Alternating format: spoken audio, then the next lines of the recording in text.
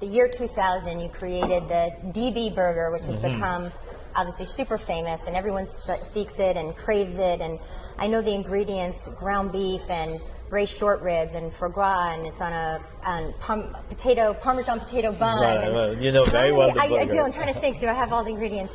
How long did it take you when you were coming up with that to say, okay, this is it? I found these ingredients. Were you trying all different things, and then you finally said, this is it? The DB burger was created about 15 years ago.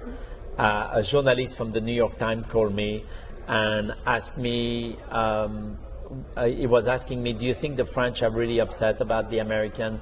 And why did this French guy burn down a McDonald's in Toulouse and all that? And I said, well, I don't know. Maybe the French are upset that they didn't create the burger in the first place.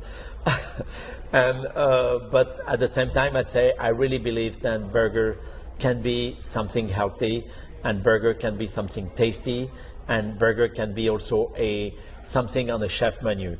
And one can call himself a chef and make a burger. And so I say, I have this idea of making this burger where I want to do sort of a take on the Rossini, the tourneau Rossini, where you have a tourneau of beef and you have a slice of foie gras and you have truffle sauce made with oxtails and all that.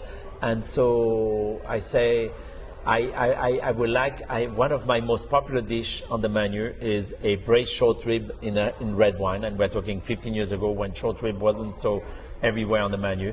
And I would like to put the short ribs inside the burger, and I will also put foie gras. Would you come and have that to taste?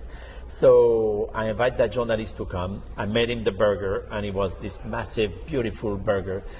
And I never changed the recipe from day one. I knew exactly what I wanted to do. Wow. And that night, I gave it to a lot of regular customers. I made a dozen of burger, and I gave it as a little taste to William Goldman, the famous screenwriters, and to other customers.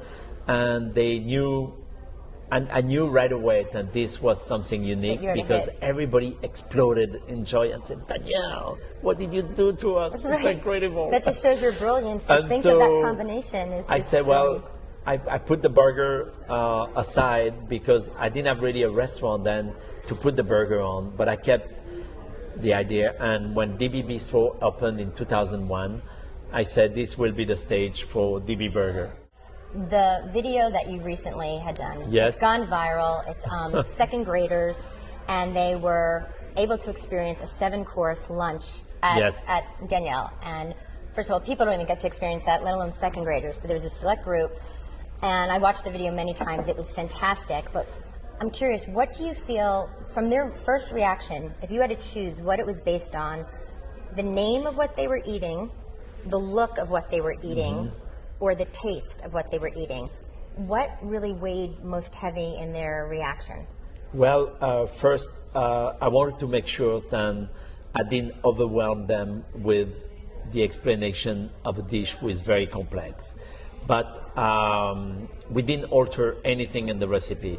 We gave them grown-up tasting menu.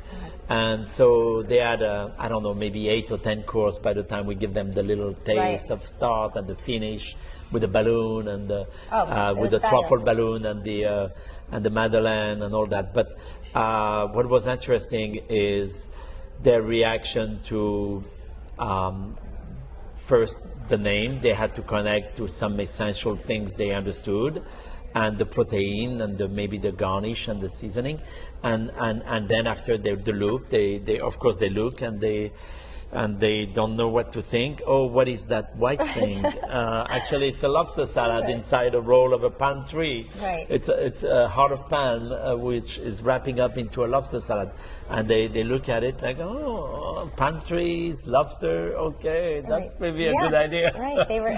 and then caviar.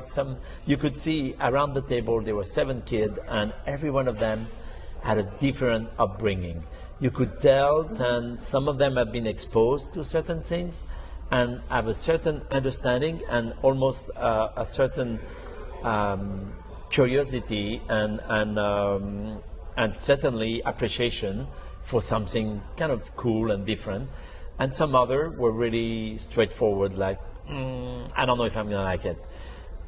They sort of made a statement and they might not want to like it. Right. And then they tasted and they start to connect with it.